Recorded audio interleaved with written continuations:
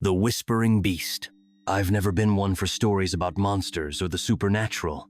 I've always thought that people's imaginations ran wild. But what happened to me? What I saw that night, it completely shattered my perception of reality. And now, I can't sleep without thinking about it. It was during a hiking trip in the mountains, somewhere deep in the forest. I was with a group of friends, looking for a quiet getaway from the chaos of city life. The place we chose was isolated, remote, the kind of spot where the only sound was the wind rustling through the trees. But the silence, it was unsettling. The locals warned us not to go too far into the woods, talking about old legends of a creature that lived in the depths of the forest. A creature that wasn't just a beast, but something more sinister. I didn't pay much attention to the warnings. After all, who believes in that kind of thing anymore? We made camp that evening, nestled near a small creek. It was peaceful at first. The crackling of the campfire was comforting, and the smell of burning wood filled the air. But as night fell, I began to feel it. Something wasn't right. It started with the sounds. At first, it was just a whispering, like the wind had taken on a life of its own. But then, the whispers turned to low growls. At first, I thought it was an animal, maybe a bear or a wolf, but the sounds were too strange, too deliberate, too intelligent. I tried to ignore it, but the growls kept coming closer. My friends laughed it off, thinking I was just paranoid. But the tension was rising. I could feel it in my bones. Around midnight, I couldn't stand it anymore. I got up from the fire and walked towards the trees, hoping to catch a glimpse of whatever was causing the noise. The forest was dense, the trees towering over me like ancient giants. The deeper I walked, the colder the air became. It was almost as if the woods themselves were alive, breathing, and watching. And then, I saw it. At first, I thought it was a shadow, a trick of the light. But as I moved closer, I realized it wasn't just a shadow. It was tall, impossibly tall, with limbs that twisted and contorted in unnatural ways.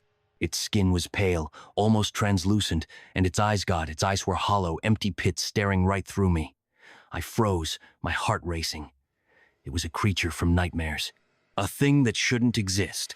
It didn't move at first. It just stood there, watching me with those hollow eyes.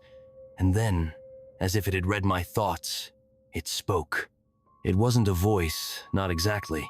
It was more like a whisper that vibrated through the air, sinking into my skin, into my mind. The words were in a language I couldn't understand, but they were clear. It wasn't asking for help. It wasn't warning me, it was calling me. I tried to back away, but my feet wouldn't move. I was frozen in place, paralyzed by fear. The creature stepped forward, its limbs bending in ways that seemed impossible, like a spider creeping toward its prey. Its breath was hot against my face, and I could smell the rot in its mouth, the decay that clung to it. The whispers grew louder, more urgent, and then it lunged. In that moment, something inside me snapped. I broke free of the paralysis and ran as fast as I could. Through the trees, through the brush, not caring about the branches scratching my skin or the rocks beneath my feet. I could hear it behind me, its footsteps thundering in the night faster than anything human.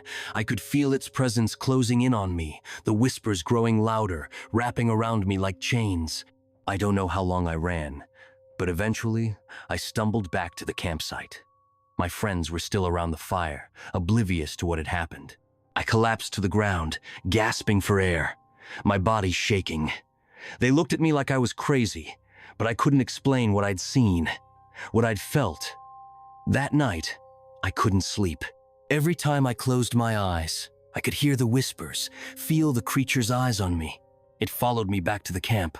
I could sense it, just beyond the firelight, watching, waiting. We left the next morning, but the thing didn't leave me. It stayed with me, in my dreams, in the silence of the woods. Every shadow feels like it's watching me now. Every rustle in the night could be it, creeping closer, waiting for the right moment. I don't know if it's a spirit, a demon, or something older, something that predates human history. But I do know one thing. It's out there, and it wants something from me. I don't know what. I don't know why. But I can't shake the feeling that I'll never be free of it. The whispers have started again, and I'm scared that one day they'll be too loud for me to ignore. The beast from the woods, whatever it was, knows my name now, and I'm not sure how much longer I can outrun it.